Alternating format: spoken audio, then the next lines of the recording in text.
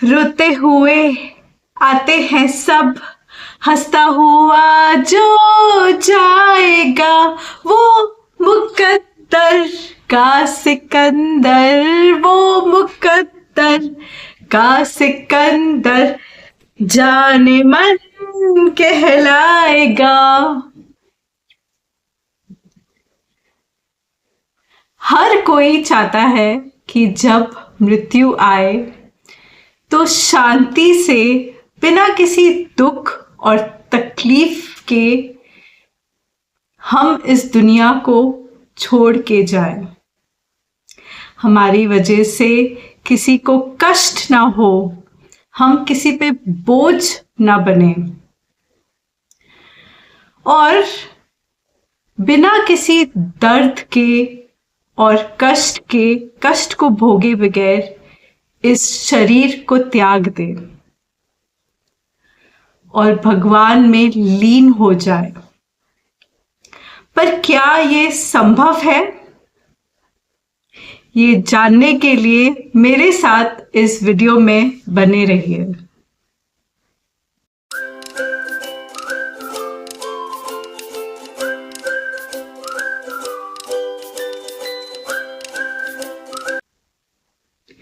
एक बार एक बूढ़ी औरत मंदिर में जाती है।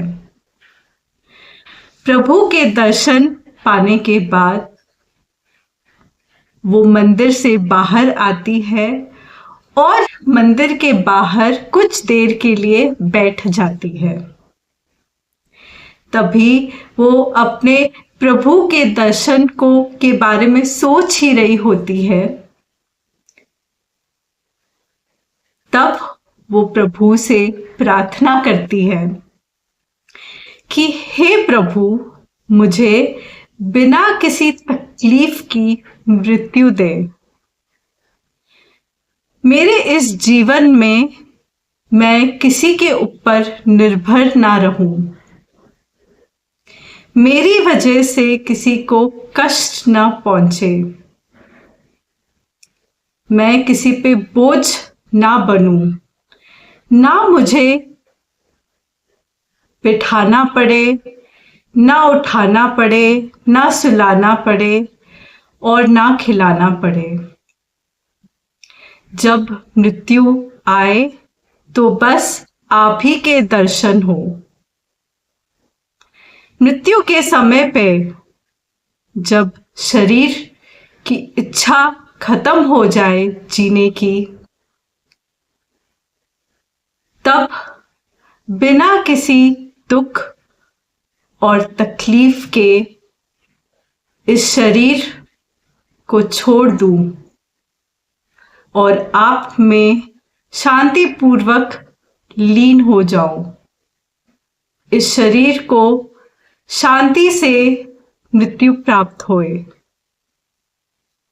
हे प्रभु, बस इतनी ही प्रार्थना है आपसे। मेरी इन चारों प्रार्थनाओं को कृपा करके स्वीकार करें।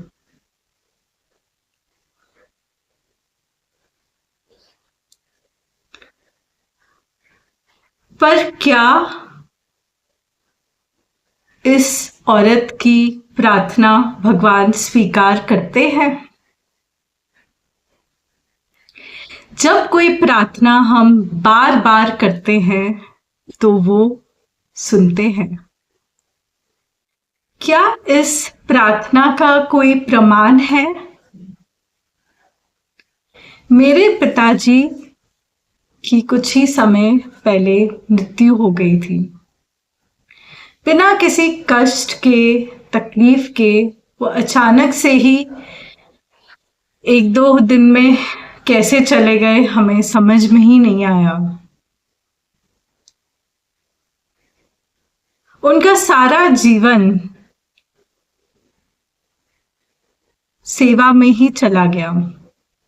पहले उन्होंने अपनी माताजी की बहुत सेवा करी। जब उन्हें पैरालिसिस हुआ, उनकी मृत्यु का समय नज़दीक था, तब उन्होंने अपनी माता की बहुत सेवा करी। उन्होंने अपने पिताजी को भी बहुत कष्ट में देखा और उनकी भी बहुत सेवा करी। उन्होंने मेरी मम्मी की भी बहुत सेवा करी। मेरी मम्मी का एक्सीडेंट हुआ था जिस वजह से वो पैराप्लेजिक हो गई थी और व्हील चेयर पे थी 4 साल तक। उन्होंने मेरी मम्मी की भी काफ़ी सेवा करी और उन सब के जाने के बाद वो हमेशा भगवान से एक ही प्रार्थना करते थे कि हे प्रभु, मुझे चलते फिरते हुए लेके जाना, मैं किसी पे बोझ ना बनूं, बस ये प्रार्थना है। और जब उनकी मृत्यु का समय नज़दीक आ रहा था तब अपनी इच्छा से वो बोल रहे थे कि हे प्रभु, चुक ले मैनू।